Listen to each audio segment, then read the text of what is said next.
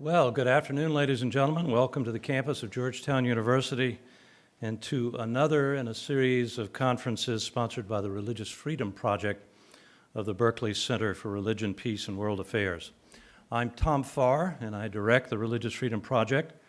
Our premise is that religious liberty is quite important for individuals and societies, that it is unfortunately often neglected by scholars and mainstream media and policymakers, and that we need to do something about that. Our goal is to try to remedy that deficiency by raising the profile of religious liberty here and abroad through conferences such as this one and such as publications and articles and books involving this issue. If you want to know more about our project, what we're doing, our scholars, the events that are coming up, take a look at the materials that we've left in your chairs. We've got a pamphlet which describes our target areas and our outstanding team of international scholars. There's also an insert entitled Where We've Been and Where We're Going. We invite you to join us at some of our upcoming conferences. And there's a printed version of a debate that we sponsored on the pages of the New York Times on the subject of whether religious freedom is in peril in the United States, a subject that I suspect we will touch upon sometime during the course of the day. Now, we're gathered to celebrate the publication of a brand new book, quite literally just out. You have a copy of it. If you don't have one in your seat, we'll certainly have some available for you, entitled Religious Freedom, Why Now? Defending an Embattled Human Right. Its author is my friend and colleague, Professor Timothy Samuel Shaw, who is the Associate Director of the Religious Freedom Project. He's also a senior scholar at the Berkley Center and a visiting assistant professor in the Department of Government at Georgetown. This book was published by the Witherspoon Institute of Princeton, New Jersey, and is the product of a task force of the Witherspoon Institute, Task Force on Religious Freedom, which I had the honor to chair over the last 3 years. Most members of the task force are here today, and I want to welcome them, thank them for their hard work, and I know they join me in praising Tim for this outstanding volume, which is in fact going to be, in effect, our text for today in our several discussions which we're about to embark on. Religious freedom, why now? There's a good question. The book provides some very clear answers, but they aren't uncontested answers. There's nothing uncontested, I've discovered in recent years, about religious freedom. I invite you to read the book and in the weeks to come, give us your thoughts on it. This is a conversation. We want to hear from you. Of course, we want to hear if you're happy about the book. We also want to hear your criticisms as well.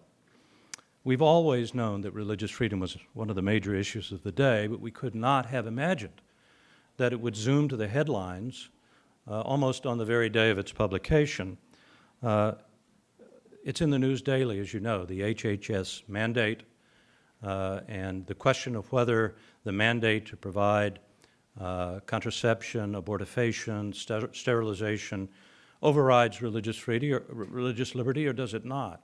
The administration's position on the so-called ministerial exception, which was adjudicated in the Supreme Court. In the world of international relations, how should the United States and others respond to the pending execution of an Iranian pastor for apostasy, or the torture of Tibetan Buddhists by Chinese officials, or the massacre of Christian Copts in Alexandria? Global religious persecution is on the rise, as is violent religious extremism and terrorism. Why? And what should we be doing about it? So today we're going to examine some of those questions in detail. You have the schedule of events with you and the bios of the panelists, so I won't spend too much time on that. But let me simply repeat that this is the mission of the Religious Freedom Project, to foster a conversation precisely like this one. We want to engage you in this project, and frankly, all of your friends and relatives and everyone you know, because we think this is a long overdue conversation that is well worth having. So it is now my distinct pleasure to introduce our keynote speaker, Professor Robert George, who will begin our conversation today with a keynote address. Professor George is founder of the James Madison Program at Princeton University and holder of the prestigious McCormick Chair in Jurisprudence, a position held by many eminent Americans, including Woodrow Wilson. Now, you have some of Professor George's impressive biography in the program, and for those of you who've never heard him, you're in for a treat, and I suspect you're going to want to look further into his writings once you have heard them.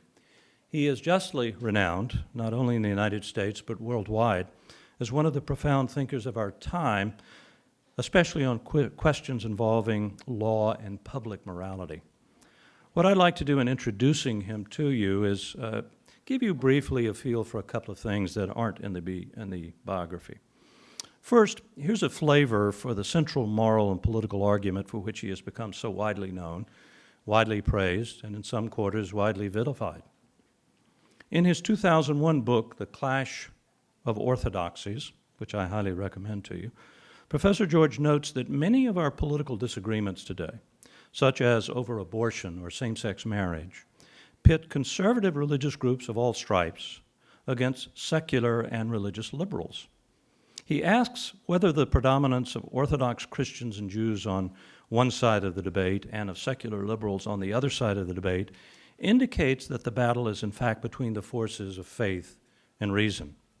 For example, I had the pleasure of debating Reverend Barry Lynn on radio yesterday, and he argued that faith was in fact irrational and divisive. Not so, says Professor George.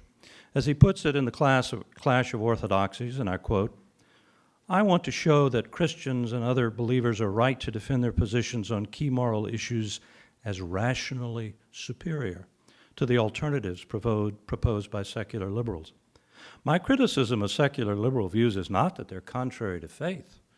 It is that they fail the test of reason," unquote. Finally, let me give you a little sense of Robbie George the person. Sometimes, as you may know, intellectual giants are also giants of arrogance. Not so Professor George.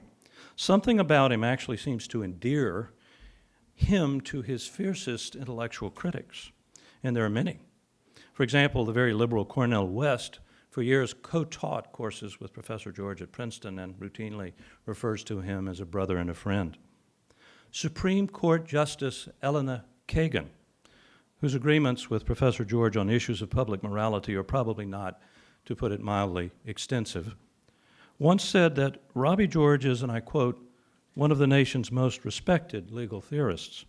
The respect he's accorded," said Kagan, "is the result of four things," and I quote, "his sheer brilliance, the analytic power of his arguments, the range of his knowledge, and, in my view, here's the real key to Robbie George, a deeply principled conviction, a profound and enduring integrity," unquote. One final note, Robbie George, a grandson of immigrant coal miners, is a bluegrass banjo player. He plays the banjo. Listen carefully. There's the guy who would applaud.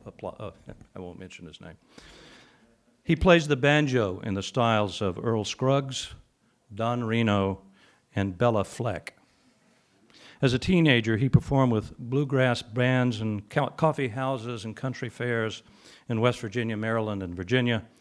At Swarthmore, he led a country and bluegrass band called Robbie George and Friends. I like the sound of that. Ladies and gentlemen, please welcome to Georgetown the great natural law theorist, the public intellectual, and the banjo-playing Professor Robbie George.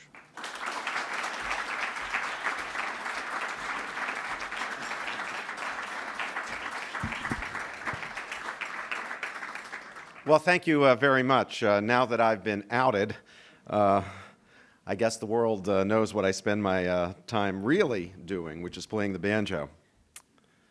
Let me begin by saying thank you for the opportunity to be here and to participate in your deliberations about the great issues of religious liberty that are before us, both here in the United States and throughout the world. I also want to congratulate the Berkley Center and the Religious Freedom Project on the work that they're doing. Special congratulations to Dr. Farr and Dr. Bonshoff, also to Tim Shaw for the work that he has done in compiling the very important book, Religious Freedom, Why Now? Defending an Embattled Human Right. Congratulations, too, to Matthew Frank and the team at the Witherspoon Institute, which has collaborated so effectively with the Religious Freedom Project and the Berkley Center in the cause of religious liberty. The starting points of all ethical reflection are those fundamental and irreducible aspects of the well-being and fulfillment of human persons that some philosophers, those of my particular school, refer to as basic human goods. These goods, as more than merely instrumental ends or purposes, are the subjects of the very first principles of practical reason that control all rational thinking with a view to acting, whether the acts performed are in the end properly judged to be morally good or morally bad. The first principles of practical reason direct our choosing toward what is rationally desirable because humanly fulfilling, and therefore intelligibly available to choice, and away from their privations. It is, in the end, the integral directiveness of these principles that provides the criterion, or when specified, the set of criteria, that is to say the moral norms, by which it is possible rationally to distinguish right from wrong, what is morally good from what is morally bad, including what is just and unjust. Morally good choices are choices that are in line with the various fundamental aspects of human well-being and fulfillment integrally conceived. Morally bad choices are choices that are not. Now, to say the very abstract things I've just said is simply, in addition to perhaps frightening you, is simply to spell out philosophically the point made by the Reverend Dr. Martin Luther King in his letter from Birmingham jail about just and unjust laws, laws that honor people's rights and those that violate them. You will, those of you who have read the letter, and if you haven't, you must rush home and do it. It's one of the great contributions of America to political thought. But those of you who have read the letter will perhaps recall that the great civil rights champion anticipated a challenge to the moral goodness of the acts of civil disobedience that landed him behind bars in Birmingham. He imagined his critics asking the following question: how can you, Dr. King, engage in willful law breaking when you yourself had stressed the importance of obedience to law in demanding that officials of the southern states conform to the Supreme Court's desegregation ruling in the case of Brown versus Board of Education in 1954? So let's listen to King's response to that challenge that he imagined. The answer, he says, and I'm quoting him, lies in the fact that there are two types of laws, just and unjust. I would be the first to advocate obeying just laws. One has not only a legal, but a moral duty to obey just laws. Conversely, one has a moral responsibility to disobey unjust laws. I would agree with St. Augustine that an unjust law is no law at all. And King continues. Now, what is the difference between the two, he says? How does one determine whether a law is just or unjust? A just law, he says, is a man-made code that squares with the moral law or the law of God. An unjust law is a code that is out of harmony with the moral law. To put it in the terms of St. Thomas Aquinas, an unjust law is a human law that is not rooted in eternal and natural law. And King continues, I continue to quote, any law that uplifts humanity Human personality is just. Any law that degrades human personality is unjust. All segregation statutes are unjust because segregation distorts the soul and damages the personality. It gives the segregator a false sense of superiority and the segregated a false sense of inferiority. Unquote. So, just laws elevate and ennoble the human personality, or what Dr. King in other contexts referred to as the human spirit. Unjust laws debase and degrade it. Now, King's point about the morality or immorality of laws is a good reminder that what is true of what is sometimes called personal morality is also true of political morality. The choices and actions of political institutions at every level, like the choices and actions of individuals, can be right or wrong, morally good or morally bad, just or unjust. They can be, in other words, in line with human well-being and fulfillment in all of its manifold dimensions, or they can fail in any of a range of ways to respect the integral flourishing of the human person. In many cases of the failure of laws, many cases of the failures of laws or policies or institutions to fulfill the requirements of morality, we speak intelligibly and rightly of a violation of human rights. This is particularly true, of course, where the failure is properly characterized as an injustice. That is, failing to honor people's equal worth and dignity, failing to give them or even actively denying them what they are due. But contrary to the teaching of the late John Rawls and the extraordinarily influential stream of contemporary liberal thought of which Professor Rawls was the leading exponent, I wish to suggest that good is prior to right and indeed to rights. Here's what I mean. To be sure, human rights, including the right to religious liberty, are among the moral principles that demand respect from all of us, including governments and international institutions, which are morally bound not only, they're morally bound because they possess authority, not only to respect human rights, but also to protect them.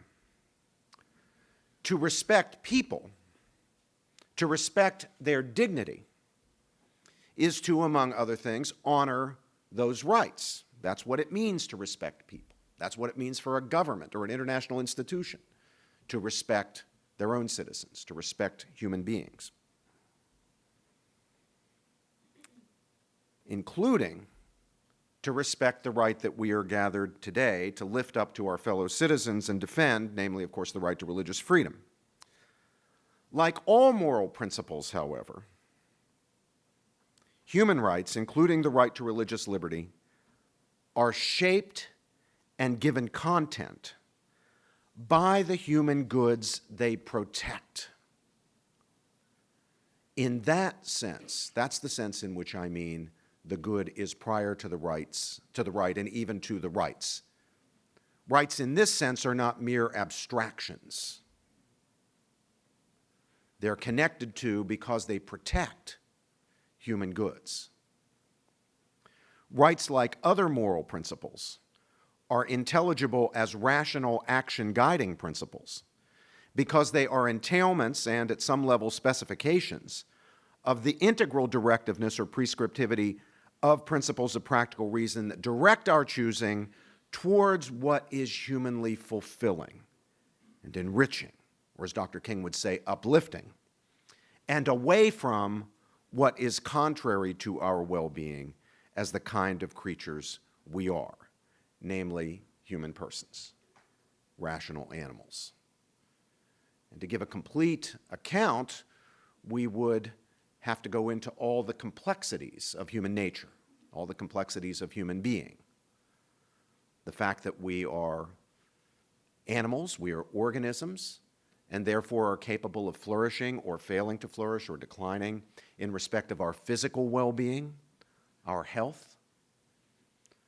And because our health as an aspect of our very selves is no mere instrumentality, but is part of our integral good, we can intelligibly, for its own sake, perform acts for the sake of health. We can stop smoking. We can eat a better diet. We can work out. And those acts, those choices make sense. They're intelligible. They don't leave us scratching our heads about why someone would do that, even if we ourselves happen to choose not to eat a better diet or quit smoking or going to the gym. We can make sense of it because we grasp at this fundamental level that our health is an aspect of our integral well-being. But of course, though we're animals, we're a special kind of animal. We're a rational animal, as Aristotle taught us, which means that our flourishing can occur not only in respect of our physical well-being, but also in respect of our intellectual well-being. The improvement of the mind, the activity of knowing, of learning, is not merely, again, instrumentally valuable, though in any particular case it may have instrumental value as well, but is intrinsically valuable. It's foundational, constitutive of our overall, a part of our overall well-being. And here, too, we can make decisions, choose and act for the sake of enhancing our flourishing in this dimension. We can get an education. We can read better stuff, more interesting stuff. We can engage in discussions and book groups and debates. We can learn.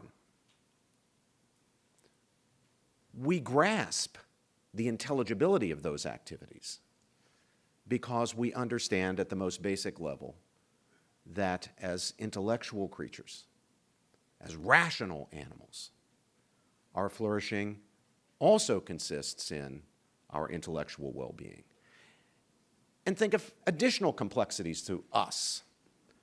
While we come packaged as individuals, as individual organisms, you and me, we are the kind of creatures for whom relationships, social bonds, are not merely intelligible as instrumental values, but are, again, aspects of our constitutive well-being. They're constitutive aspects of our overall or integral well-being. We form relationships, bonds of affection. We cooperate with others, not simply for the more efficient realization of our subjective individual goals, though sometimes we do that, as in business partnerships and so forth. But we're capable of understanding the point of entering into those types of relationships, that type of cooperation, not merely to enhance the efficiency of the realization of our individual goals, but for the sake of those relationships, friendships, partnerships, even marital communion, for its own sake. And so, for example, because the good is, in this sense, prior to the right and to rights, gives shape to our rights, gives content to them, it matters to the identification and defense of rights what the good is that's being protected. Take, for example, the right to life, perhaps the most fundamental or foundational of our rights. It matters to the identification and defense of the right to life that human life is no mere instrumentality, but is an intrinsic aspect of the good of human persons, an integral dimension of our overall flourishing. If we believe, as I happen to believe, that that right to life is violated by abortion, the infanticide of handicapped newborns and other physically or mentally disabled persons, the euthanizing of persons suffering from Alzheimer's disease or other dementias common among the elderly, or acts of whatever type of the direct killing of innocent human beings, including the killing of captured enemy soldiers and the targeting of non-combatants in terror attacks and even in justified wars, if we believe that some or all of those are violations of the right to life, it's because we believe that life has more than merely instrumental value. It has intrinsic or basic value. It is a constitutive dimension of our flourishing as human beings. And similarly, it matters to the identification and defense of the right to religious liberty that religion is yet another irreducible aspect of human well-being and fulfillment, a basic human good. And now I turn to an explanation and defense of that controversial proposition about religion. My old colleague at New College, Oxford, with whom I ate many lunches and drank many coffees and had many conversations, Richard Dawkins, would not agree with me about that. But the editors and authors of this book, Religious Freedom, Why Now, do agree, and I believe they are right to do so. But the first question we have to ask, then, if we're going to assert that religion is an irreducible basic aspect of human well-being and fulfillment, a basic human good, is what is religion? Well, let's draw on Timothy Shaw and those who assisted him, like Matt Frank, for a little help here. There's a passage in the chapter in the book on the anthropological basis of religious freedom that's instructive. It says, religion is, in sum, the effort to achieve a harmony with whatever transcendent order of reality there may be. Religion, therefore, can be an intelligible good or aspect of human flourishing, even to those who may not be, quote, religious, unquote, in the conventional sense of belonging to an organized religion or traditional religious group. Now, I would want to say that in its fullest and most robust sense, religion is the human person's successful striving to be in right relation to the divine, the more than merely human source or sources, if there be such, of meaning and value. Now, of course, even the greatest among us in the things of the Spirit fall short of perfection in various ways.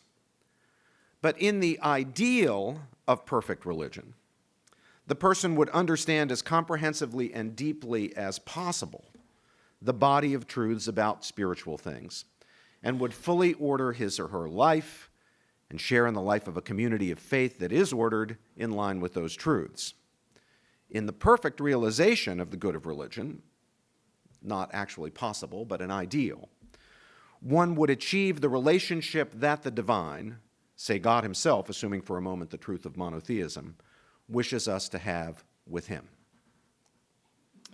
Now, of course, different traditions of faith have different views of the content of what constitutes religion in its fullest and most robust sense. There are different doctrines, different scriptures, different structures of authority, different ideas of what is true about spiritual things, transcendent things, and what it means to be in proper relationship to the more than merely human sources of meaning and value that the different traditions understand by divinity or as divinity. Now, for my part, I believe that reason has a very large role to play for each of us in deciding where spiritual truth most robustly is to be found. Reason's role is not exclusive, but I believe very large. And by reason here, I mean not only our capacity for practical reasoning and moral judgment, the capacities that I began with some reflection on and words about, but also our capacities for understanding and evaluating claims of all sorts, logical, historical, scientific, and so forth. But one need not agree with me about this in order to affirm with me that there is a distinct basic human good of religion, a good that is uniquely architectonic in shaping one's pursuit of and participation in all the basic human goods, and that one begins to realize and participate in this good from the moment one enters upon the quest to understand and relate to the more than merely human source or sources of meaning and value, and to live authentically by ordering one's life in line with one's very best judgments, in conscience, responsibly made, of the truth about religious matters. If I'm right and if the authors and helpers of Religious Freedom Why Now are right, then the existential raising of religious questions, and by existential, I here simply mean raising them in a serious way about one's own life, not just kicking around ideas in a classroom. I mean the serious engagement with religious questions and the honest identification of answers using one's best lights, and the fulfilling of what one sincerely believes to be one's duties in light of those answers. These are all parts of the human good of religion, a good whose pursuit is an indispensable feature of the comprehensive or integral flourishing of human beings and of each of us as a human being. If I'm right, in other words, then man really is, as Becket Fund founder Seamus Hassan likes to say, intrinsically and by nature a religious being. Homo religiosus, to borrow a concept, or at least a couple of words of Latin, from Eliade. And the flourishing of man's spiritual life, like the flourishing of his physical life, like the flourishing of his intellectual life, like the flourishing of his life in community with others, the flourishing of his spiritual life is integral to his all-round well-being and fulfillment. But if that's true, then respect for a person's well-being, or more simply respect for the person, because to respect a person just is to respect his well-being, demands respect for his or her flourishing as a seeker of religious truth and as a man or woman who lives in line with his or her best judgments of what is true in matters of the spirit and transcendent matters. And that, in turn, requires respect for his or her liberty in the religious quest, the quest to understand religious truth and order one's life in line with it. Now, because faith of any type, including, of course, religious faith, cannot be authentic, it cannot be faith, unless it is free. There's no such thing as coerced faith. There can be the coercion of outward acts that people of faith perform. But if you're just performing them because you're being coerced to, or if you're performing them for any other reason that's inauthentic in order to look good to your mother-in-law or whatever, that's not faith. That's just the outward manifestation of what faith sometimes produces. But because faith must be free, respect for the person, respect for his or her dignity as a rational creature, requires respect for his or her religious freedom.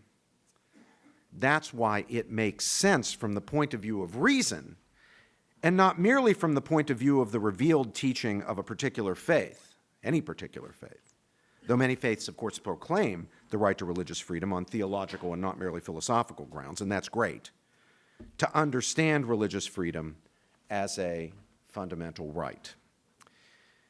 And again, on this point, we have some wonderful words from Religious Freedom, Why Now? This time from the chapter called A Moral Case for Religious Freedom. And there we read, "What persons gain, therefore, when they enjoy religious freedom is the freedom to make judgments concerning religious truths in accordance with their own dictates of conscience, not in accordance with the dictates of some coercive external authority. What they gain as well is the freedom to act on these judgments in the way they organize their personal lives and in the way they express themselves in their communities. What they gain is the full freedom to be persons. Conversely, what they lose when they do not enjoy religious freedom is the freedom to make and to act on their own judgments of religious conscience. In losing this freedom, they lose the capacities that are essential to being a complete human being. When people lose their religious freedom, in other words, they lose more than their freedom to be religious. They lose their freedom to be human. The dignity of human beings, then, grounds the various dimensions of religious freedom: the freedom to explore the truth about an unseen order, the freedom to embrace it, and the freedom to express it. Well said. Interestingly and tragically, in times past, and even in some places today, regard for persons' spiritual well-being has been the premise and motivating factor for denying religious liberty or conceiving it in a cramped and restricted way. Before the Catholic Church, of which I myself am a member, embraced the robust conception of religious freedom that honors the civil right to give public witness and expression to sincere religious views, even when erroneous, in the document Dignitatis Humanae of the Second Vatican Council, some Catholics rejected the idea of a right to religious freedom, at least in the robust sense, on the theory that, quote, only the truth has rights, unquote. The idea was that the state, under favoring conditions, should not only publicly identify itself with Catholicism as the true faith, but forbid religious advocacy or proselytizing that could lead people into religious error and apostasy. Now, the mistake here was not in the premise, namely, religion is a great human good, and the truer the religion, the better for the fulfillment of the believer. That's true. The mistake, rather, was in the supposition that the good of religion was not being advanced or participated in, at least in a meaningful way, outside the context of the one true faith, and that it could be reliably protected and advanced by placing civil restrictions enforceable by agencies of the state on the advocacy of religious ideas, putatively mistaken religious ideas. In rejecting this supposition, the fathers of the Second Vatican Council did not embrace the idea that error has rights. They noticed, rather, that people have rights, and they have rights even when they are in error.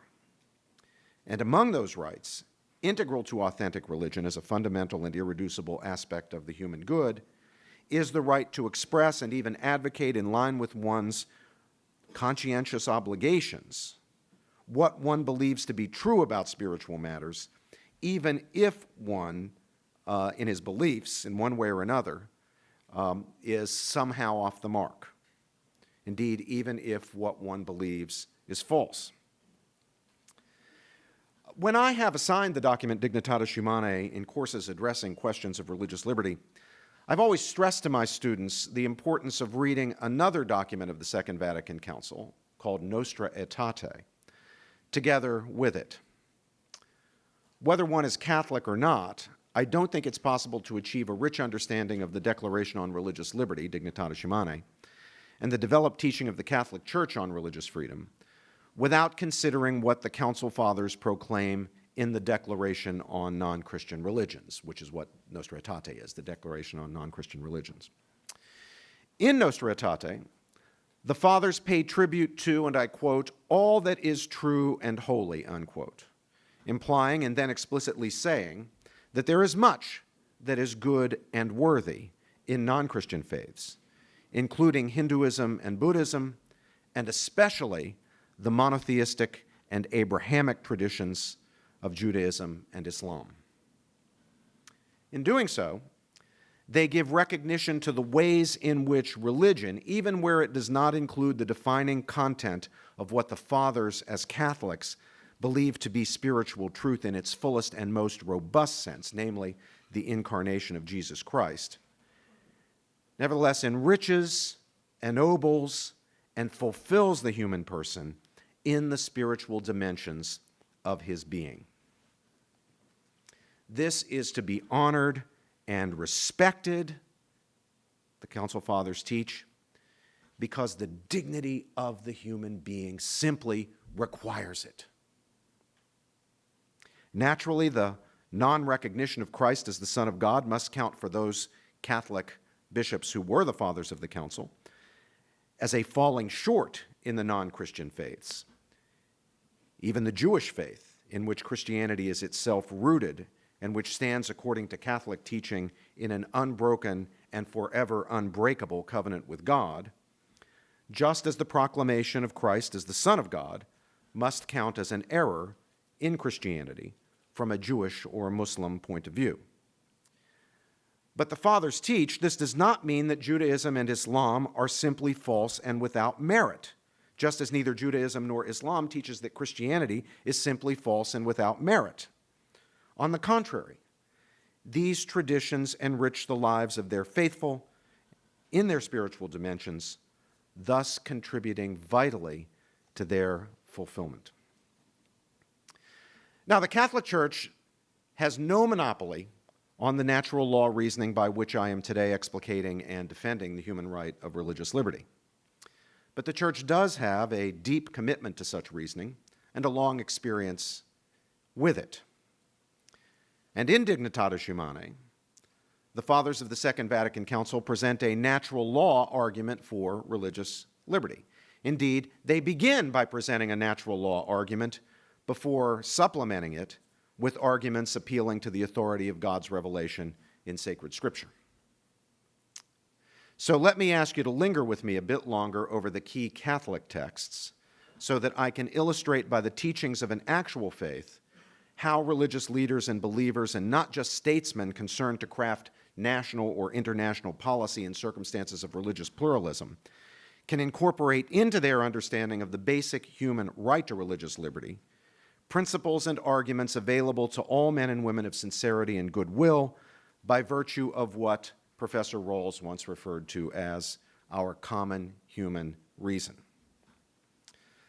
Let me quote at some length from Nostra Aetate to give you an appreciation of the rational basis of the Catholic Church's affirmation of the good of religion as manifested in various faiths and not simply in Catholicism or Christianity.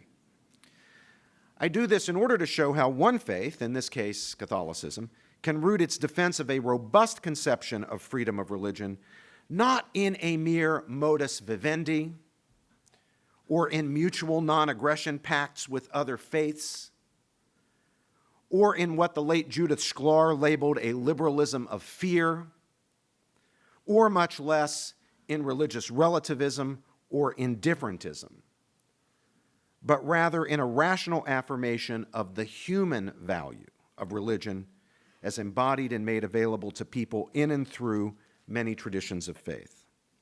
So here is what Nostra Aetate says, and as I say, I'm going to quote at some length here. Quote, "Throughout history, even to the present day, there is found among different peoples a certain awareness of hidden power, which lies behind the course of nature and the events of human life. At times there is present even a recognition of a supreme being, or still more, of a father. This awareness and recognition results in a way of life that is imbued with a deep religious sense. The religions which are found in more advanced civilizations endeavor by way of well-defined concepts and exact language to answer these questions. Thus, in Hinduism, men explore the divine mystery and express it both in the limitless riches of myth and the accurately defined insights of philosophy. They seek release from the trials of the present life by ascetical practices, profound meditation, and recourse to God in confidence and love. Buddhism, in its various forms, testifies to the essential inadequacy of this changing world. It proposes a way of life by which men can, with confidence and trust, attain a state of perfect liberation and reach supreme illumination either through their own efforts or by the aid of divine help. So too other religions, which are found throughout the world, attempt in their own ways to calm the hearts of men by outlining a program of life-covering doctrine, moral precepts, and sacred rites." I'm continuing to quote, "The Catholic Church rejects nothing of what is true and holy in these religions. She has a high regard for the manner of life and conduct, the precepts and doctrines which, although differing in many ways from her own teaching, nevertheless often reflect truths which enlighten all men. Yet she proclaims, and it is her duty to proclaim without fail, Christ who is the way, the truth, and the life. In him, in whom God reconciled all things to himself, men find the fullness of religious life. The Church therefore urges her sons to enter with prudence and charity into discussion and collaboration with members of other religions, Let Christians, while witnessing to their own faith and way of life, acknowledge, preserve, and encourage the spiritual and moral truths found among non-Christians. Then the fathers specifically turn to Islam and Judaism. And I continue to quote, "The church also has a high regard for the Muslims. They worship God, who is one, living and subsistent, merciful and almighty, the creator of heaven and earth, who has also spoken to men. They strive to submit themselves without reserve to the decrees of God, just as Abraham submitted himself to God's plan, to whose faith Muslims link their own. Although not acknowledging Jesus as God, they revere him as a prophet. His virgin mother they also honor, and even at times devoutly invoke. Further, they await the day of judgment and the reward of God following the resurrection of the dead. For this reason, they highly esteem an upright life and worship God, especially by way of prayer, almsgiving, and fasting. Over the centuries, many quarrels and dissensions have arisen between Christians and Muslims. This sacred council now pleads with all to forget the past and urges that a sincere effort be made to achieve mutual understanding for the benefit of all men. Let them together preserve and promote peace, liberty, social justice, and moral values." And then the fathers turn to the Jewish faith. Sounding the depths of the mystery which is the church, this sacred council remembers the spiritual ties which link the people of the new covenant to the stock of Abraham. The Church of Christ acknowledges that in God's plan of salvation, the beginning of her faith and election is to be found in the patriarchs and in Moses and the prophets. She professes that all Christ's faithful who as men of faith are sons of Abraham are included in the same patriarch's call, and that the salvation of the church is mystically prefigured in the exodus of God's chosen people from the land of bondage. On this account, the church cannot forget that she received the revelation of the Old Testament by way of that people with whom God in his inexpressible mercy established the ancient covenant. Nor can she forget that she herself draws nourishment from that good olive tree onto which the wild olive branches of the Gentiles have been grafted, unquote. So you see here at the council, the foundation is laid in the document Nostra Aetate for example, the visit of the late John Paul II to the Roman synagogue, the great synagogue of Rome, where he declared the Jews to be not only our brothers, but in a sense, our elder brothers in faith. Now, of course, from the point of view of any believer, the further away one gets from the truth of faith in all its dimensions, what the Council Fathers referred to in the passages I just quoted as the fullness of religious life, the less fulfillment is available. But that does not mean that even a primitive and superstition-laden faith, much less the faiths of those advanced civilizations to which the Fathers refer, is utterly devoid of value, or that there is no right to religious liberty for people who practice such a faith. Nor does it mean that atheists have no right to religious freedom. The fundaments of respect for the good of religion require that civil authority respect, and in appropriate ways even nurture, conditions and circumstances in which people can engage in the sincere religious quest and live lives of authenticity reflecting their best judgments as to the truth of spiritual matters.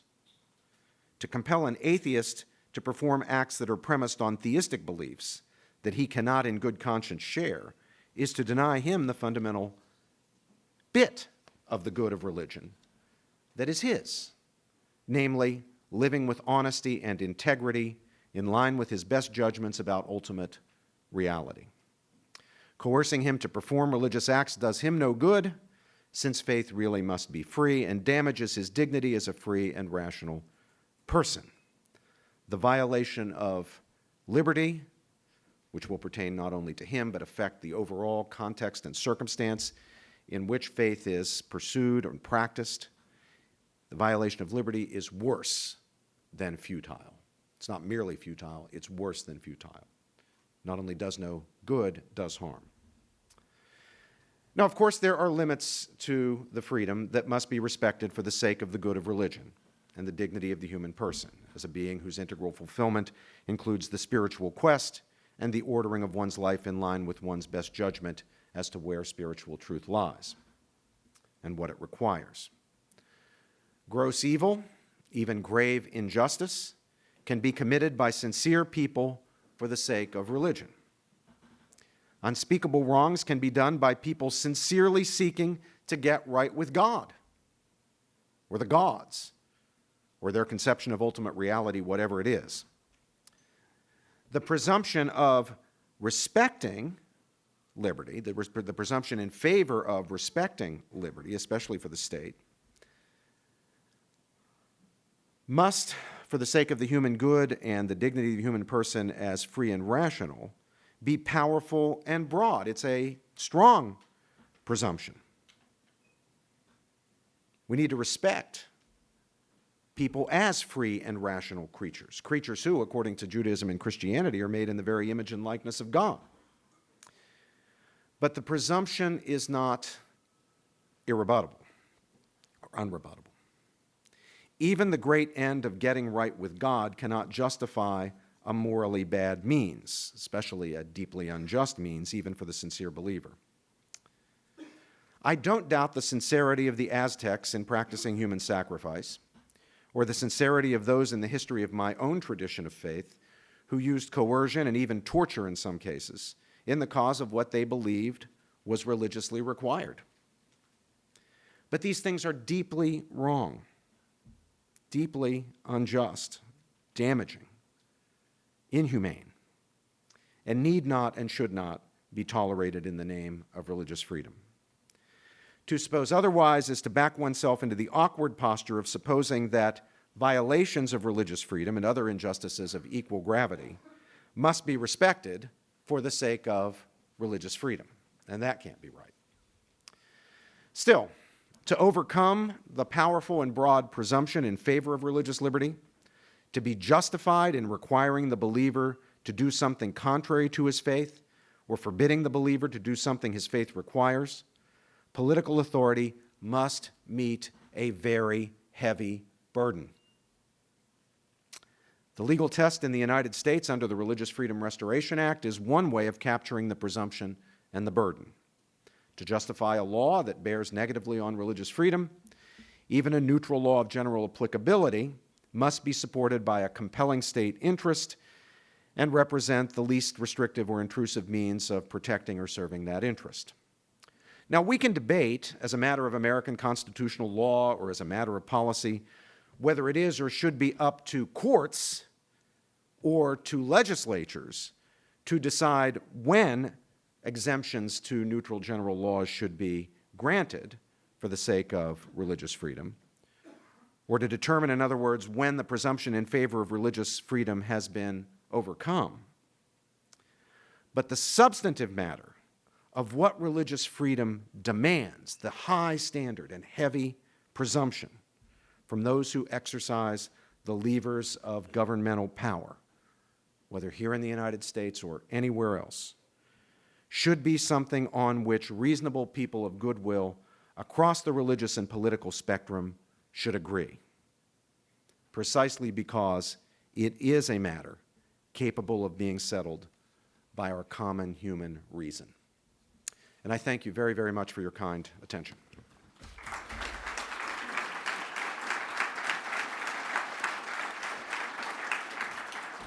All right. Well, that was an extraordinary beginning to our conversation today. Professor George, thank you very much. He's agreed to take a few questions, and we have a couple of people with microphones. So if you would raise your hand, and I would ask you to identify yourself and affiliation, if any, and then ask your question. And if we could, make sure there's a question in there toward the beginning. Yes, sir. My name is Nick Cementelli from Faith and Public Life. I want to ask you, Professor George, how you square your belief in religious freedom for all, including Muslims, with your role on a board the Bradley Foundation that has funded some of the worst of anti-Muslim conspiracy theorist activists who are actively trying to deny religious freedom to Muslims? The people who are making your argument did a cyber attack on my website, on my email, and shut it down. They also managed to shut down my dean's email account simply by copying her on it, which was, of course, all in an effort to impugn me and make my life difficult. I will not discuss what goes on in the Bradley board meetings. Those are confidential.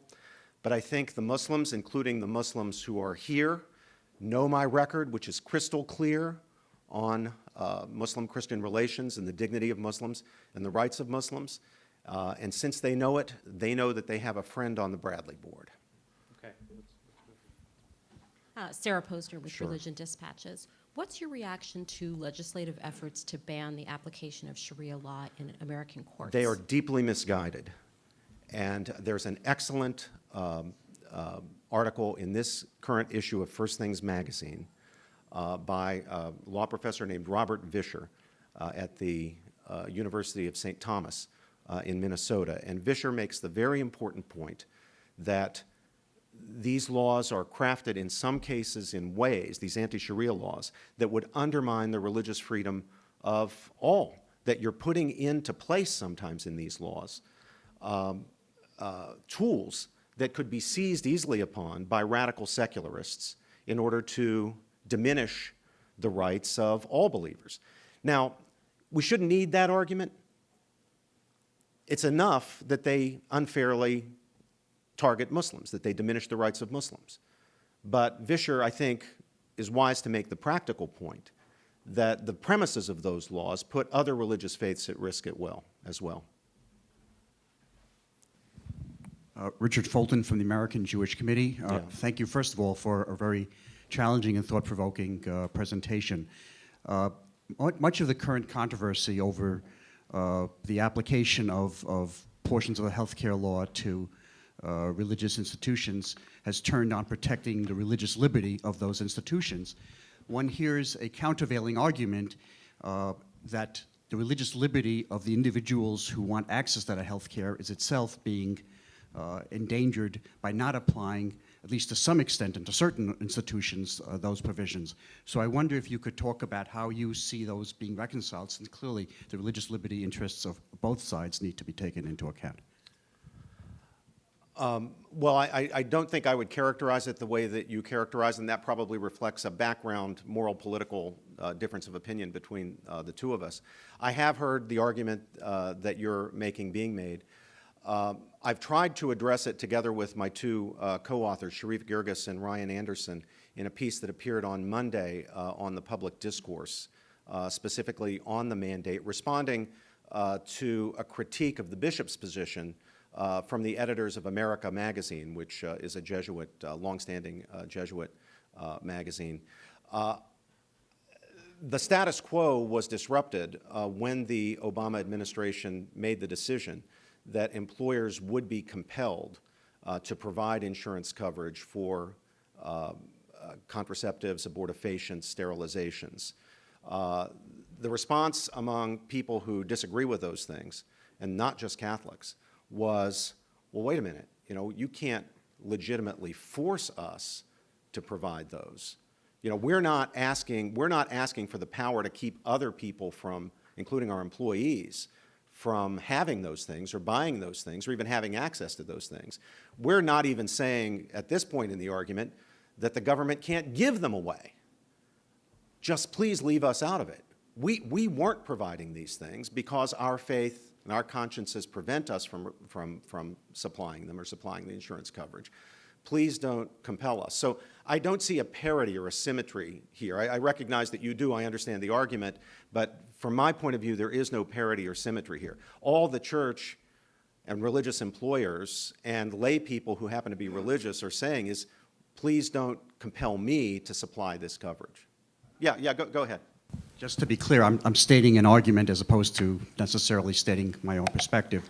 But to the extent that that's the case, that we have to give that kind of regard to the religious liberty interests of these institutions, what's the limiting principle? I mean, the Senate just now has been considering legislation that basically would allow any recipient or any participant in the healthcare system from denying virtually any kind of healthcare on the basis that they have a religious or moral objection to it. So what is your limiting principle in terms of the ability of institutions to be able to say, we don't want to do this because we have a religious objection? We don't want to be compelled, yeah. Yeah. I mean, I think that the standard in RFRA is the right standard. Now, there's a question about who should be applying the standard. There's a question about whether that should be applied by courts, whether that should be applied by legislators, and I don't have a particular horse in that race for these purposes, but I think the standard has to be this very high one. It's compelling interest, the highest standard known to our law, and least restrictive or least intrusive means. So if the government regards this as important, they better be able to show that it is supremely important, very, very important, and that there's not another way of doing it that doesn't impinge negatively on the liberty of the person that they are imposing on. So that would be the standard I would apply. And I would also contest, I mean, and here's, of course, a big central issue in the debate. The side that is supporting the mandate thinks that birth control, abortifacients, sterilizations are health care. I don't see them as health care. So there's another issue there. What's going to count as health care?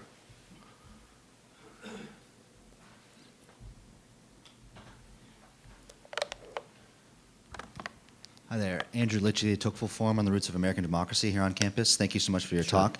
I just wanted to bring up perhaps there seems to be a preponderance of focus on rights talk given the recent HHS mandate, and one thing that your talk brings up is the necessity for the discussion of goods, grounding rights. So what do you see as a possibility or the necessity for discussion of goods in our public life in order to address something like religious freedom in the HHS mandate? Well, one of the things that I really think is terrific about this document is that it is not a kind of neo-Kantian abstract rights talk.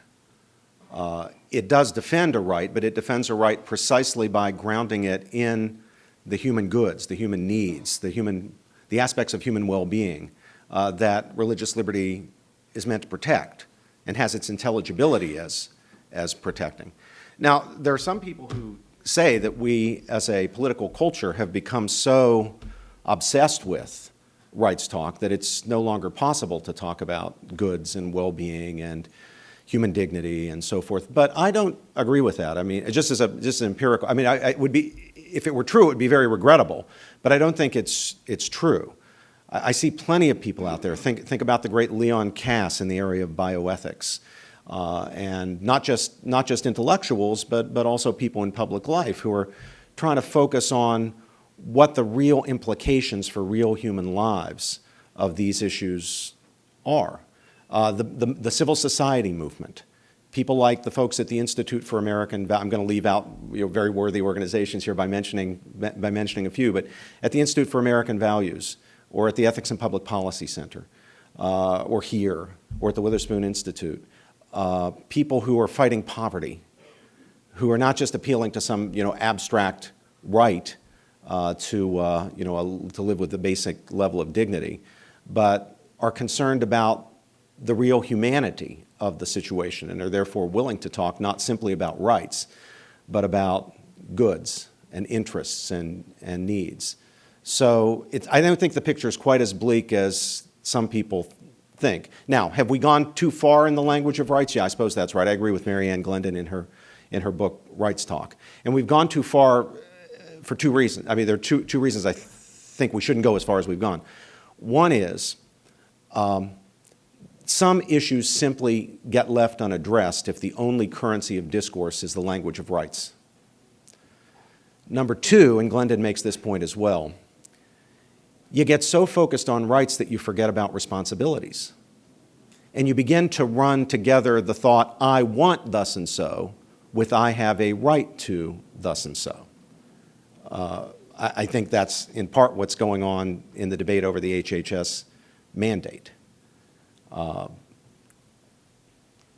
real question is whether there really is a right. I want it doesn't make it something I have a right to.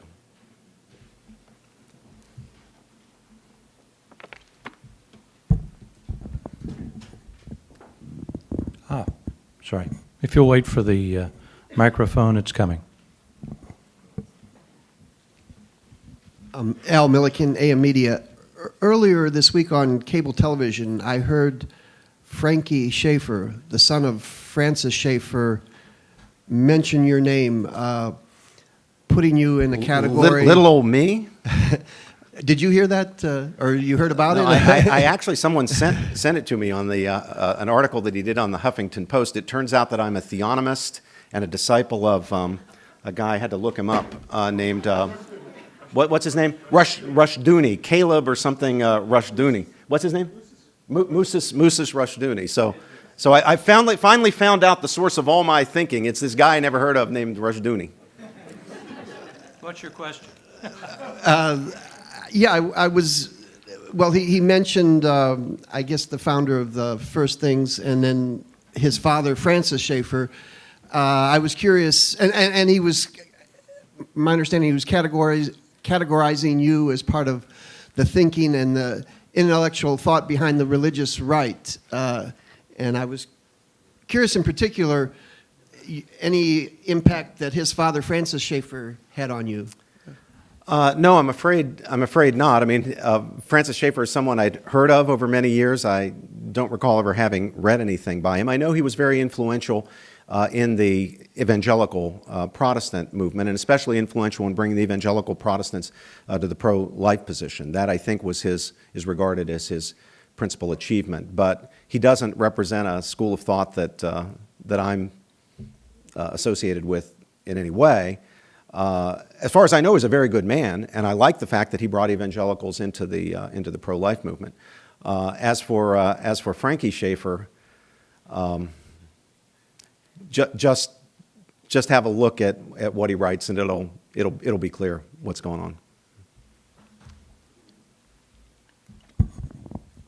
But at least he hasn't tried to shut down my email account yet.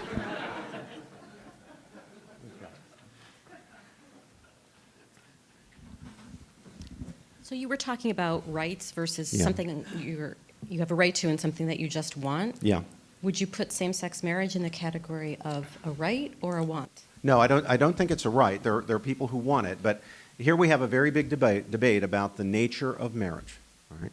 We have a very big debate about two competing conceptions of what marriage is.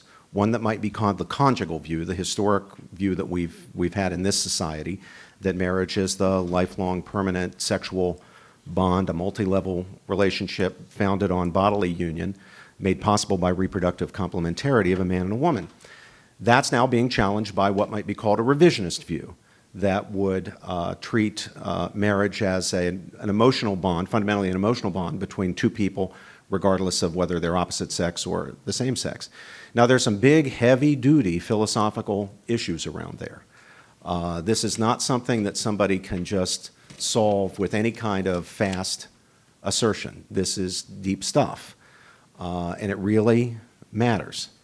Now, in my own arguments, and you can read what I have to say on it in an article called "What is Marriage?", which I think is the fundamental question that you can't get anywhere else. You can't decide whether you're for same-sex, revising marriage law to make same-sex marriages or not, until you've figured out what you think marriage is. So in an article entitled "What is Marriage?", which is in the 2010 volume of the Harvard Journal of Law and Public Policy, I, together with two co-authors, lay out the case for the at least the case we think is sound, for the conjugal conception of marriage. That article is now being expanded into a book which will be out toward the end of the summer or early fall from Encounter Books under the same title, "What is Marriage?" Now, in a nutshell, if you want to know, and you seem curious, in a nutshell, I don't think the revisionist account can explain any of the key factors or norms or characteristics that give marriage its historic shape. That is, why it should be a sexual partnership as opposed to a partnership of a different sort, integrated not around sex but around some other mutually agreeable activity. It could be playing tennis together or reading novels or another interest. Why it should be a union of two and only two persons, and not a union of three or five or more in a polyamorous sexual partnership, and why it should be a permanent commitment, a commitment pledged to permanence, and not one that could be temporary for a certain period of time or until a certain event happens or something, something like that.